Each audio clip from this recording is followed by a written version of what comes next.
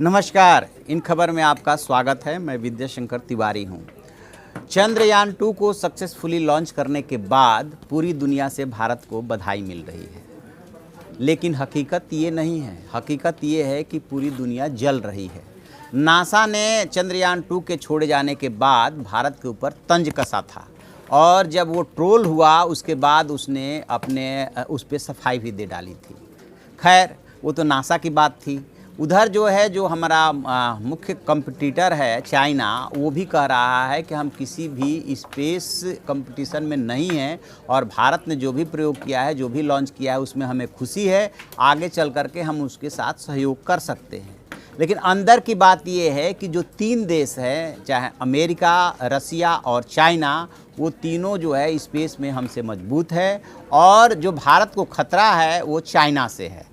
तो आगे चल करके करगिल जैसा युद्ध नहीं होने वाला है। आगे चल करके ऐसा स्पेस वार होगा जिसमें आपको संभलने का मौका नहीं मिलेगा।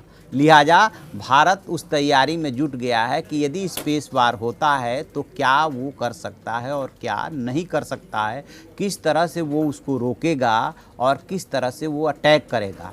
इसमें जो 3 पॉइंट बहुत ही इम्पोर्टेंट है, उसमें एक पोर्शन होगा कम्युनिकेशन का, दूसरा होगा नेविगेशन का और तीसरा होगा निगरानी का।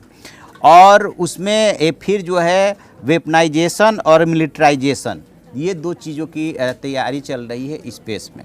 अब क्या किया है भारत ने, बहुत पहले से भारत भी तैयार हो रहा है कि 25 और 26 जुलाई, यानी कि इसी 25 और 26 जुलाई को 2 दिनों बाद एक ज्वाइंट वर्कशॉप होने जा रही है तीनों सेनाओं की, जिसकी जिम्मेदारी जो है आईडीएस को दी गई है।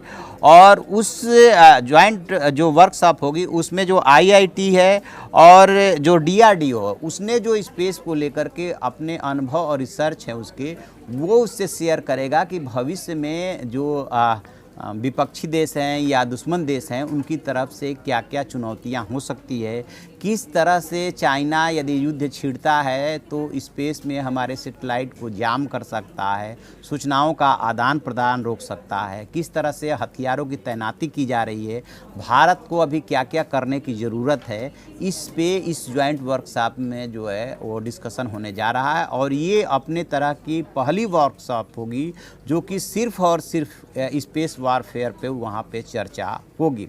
बताते ये हैं कि इस वर्कशॉप में खुद प्रधानमंत्री नरेंद्र मोदी बहुत ज़्यादा रुचि ले रहे हैं और उनका कहना ये है कि पहले से तैयारी बहुत ज़रूरी है, बजाय कि जब उसकी नौबत आ जाए, यानी कि जब प्यास लगे तब कुआं नहीं खोदना है, पहले से कुएं को खोद करके रखना है। और ये चंद्रयान 2 की सफलता, यानी कि असली सफलता तो 6 और 8 सितंबर के बीच में पता चलेगी कि जो लास्ट में लैंडर से रोवर अलग होगा, तब वो 15 मिनट जो है वो काफ़ी महत्वपूर्ण होगा कि भारत कितना अपने मकसद में कामयाब हुआ। लेकिन फ़िलहाल जो उसे सफलता मिली है उसको लेकर के पूरी दुनिया में चर्चा हो रही है और उसके जस्ट बाद भारत ऐसा वर्कशॉप करने जा रहा है। पूरी खबर पे हम नज़र बनाए हुए हैं।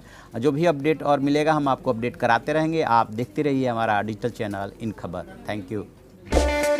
इन खबर चैनल को सब्सक्राइब करें और बेल आइकन दबाना ना भूलें।